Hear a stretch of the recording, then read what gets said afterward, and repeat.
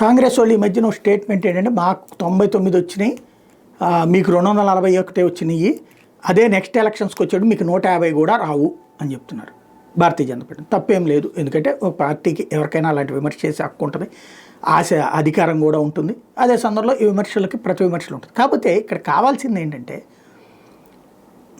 వాళ్ళు తగ్గాలని కోరుకోవడంలో తప్పులేదు. అధికార పక్ష ఇది అధికారం కోరుకునేటటువంటి ప్రతిపక్షంగా అందులో వరుసపెట్టి 10 ఏళ్ళు అధికారం లేదు, ఇంకొక 4 ఏళ్ల దాకా అధికారం రాదు, 11 ఏళ్ళ అధికారం కోల్పోయినటువంటి పార్టీకి ఆ ఫ్రస్ట్రేషన్ ఉండడంలో తప్పులేదు, అంతా బాగానే ఉంది. కానీ ముందు అసలు కాంగ్రెస్ పార్టీకి ఎన్ని వస్తాయి? మన కాంగ్రెస్ పార్టీకి 200 రాలేదే, కనీసం 100 కూడా రాలేదే, 99 వచ్చిందే.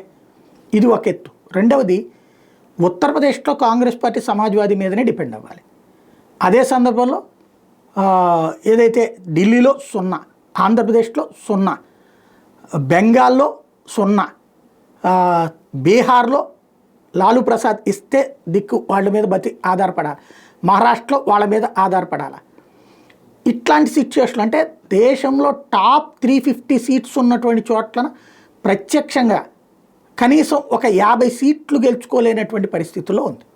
అట్లాంటప్పుడు అవతలోడు తగ్గాలి అని కోరుకోవడం తప్పించి మనం ఎదగాలి అని కోరుకోవడం కదా కావాల్సింది.